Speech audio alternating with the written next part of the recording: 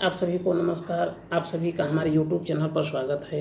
आज हम हिंदी व्याकरण के विषय में चर्चा करेंगे और वो शब्द रचना के तत्व, रस, छंद, अलंकार के विषय में चर्चा करेंगे। तो आइए आप सभी सुनिए और आनंद लीजिए। रस किसे कहते हैं? सबसे पहले रस आता है।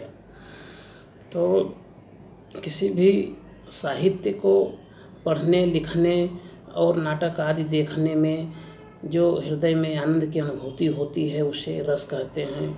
रस के 4 प्रमुख तत्व हैं: अस्थायी भाव, विभाव, अनुभाव और संचारी भाव। हृदय में मूल रूप से विद्यमान रहने वाले भावों को अस्थायी भाव कहते हैं। इसकी संख्या 9 होती है, इसलिए अस्थायी भाव 9 माने जाते हैं। तो आइए देखते हैं रस कितने प्रकार के होते हैं। रस मुख्यतः 9 प्रकार के माने गए हैं। तो आइए उनका नाम जानते हैं। सबसे पहले है श्रृंगार रस, इसे रसराज कहते हैं। फिर दूसरा है हास्य रस, तीसरा है करुण रस, चौथा है वीर रस, पाँचवा है रौद्र रस, पाँचवा रौद्र रस हो गया, छठवां भयानक रस, सातवां विभत्स रस, आठवां अद्भुत रस, 9वां शांत रस।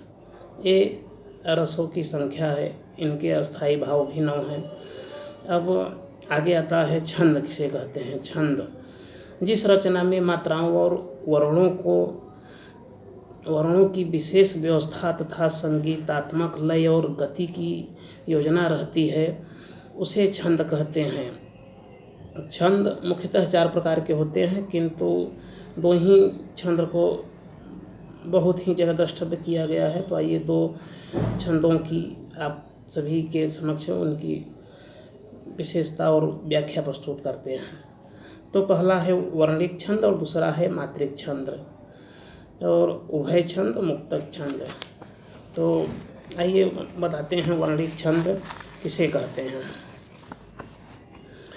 जिन शब्दों की रचना वर्णों की गणना के अनुसार या उनके आधार पर की जाती है उन्हें वर्णवृत्त या वर्णिक छंद कहते हैं। वर्णिक छंद के अनुसार इसके अंतर्गत इंद्र, बज्जा, उपेंद्र, बज्रा, वसंतालिका, मक्त गायन और सुंदरी रवैया आदि सभी आते हैं वर्णिक छंद के अंतर्गत। अब दूसरा है मात्रिक छंद।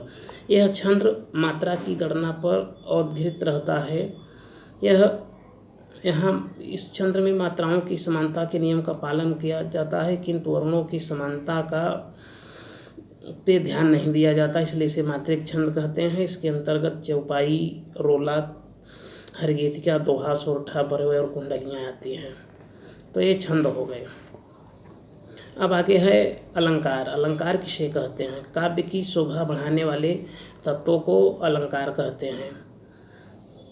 शब्दा अलंकार के अंतर्गत 5 प्रमुख अलंकार आते हैं जो इस प्रकार हैं। पहला है अनुप्रास अलंकार।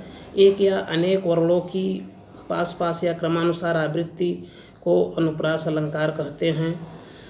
जैसे तरन, तनुजा, तरु, तमाल, बहुबर, बर छाए।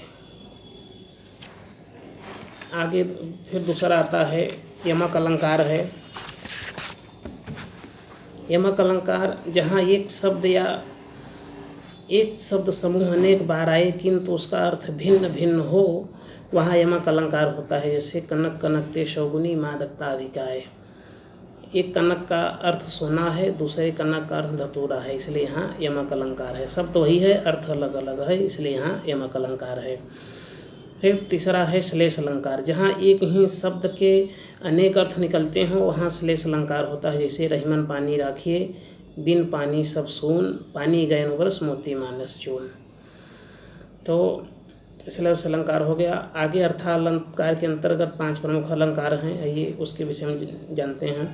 पहला है उपमा अलंकार। समान धर्म के आधार पर जहाँ एक वस्तु की समानता दूसरे वस्तु से तुलना की जाए वहाँ उपमा अलंकार होता है। जैसे राधा के चरण गुलाब के समान है, तो जहाँ तुलना की जाए वहाँ उपमा अलंकार होता है। फिर दूसरा है रूपक अलंकार। जहाँ उपमेय में उपमान का भेद रहित आरोप किया जाता है वहाँ रूपक अलंकार होता है। आगे है तीसरा उत्प्रेक्षा अलंकार। जहाँ उपमेय में उपमेय की संभावना की जाए वहाँ उत्प्रेक्षा अलंकार होता है। मन मानो, जन जानो, ये उत्प्रेक्षा के वाचक शब्द हैं। आगे है भ्रांतिमान। जहाँ समानता के कारण एक वस्तु में किसी दूसरे वस्तु का भ्रम हो, वहाँ भ्रांतिमान अलंकार होता है।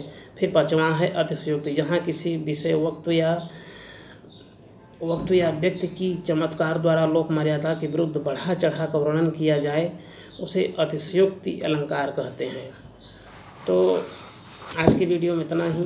रस छंद अलंकार तीनों की चर्चा हमने इस वीडियो में किया। आप सभी भी देखिए और जानकारी प्राप्त कीजिए। हमारे वीडियो को लाइक करिए, कमेंट करिए और नए हो तो हमारे वीडियो को सब्सक्राइब कर दीजिए। इस तरह से मैं आपसे वीडियो बनाते रहता हूं और आप सभी का स्नेह प्रेम इसी तरह बना रहे। मिलते हैं अगले वीडियो में, तब तक के लिए जय हिंदी, जय हिंदुस्तान।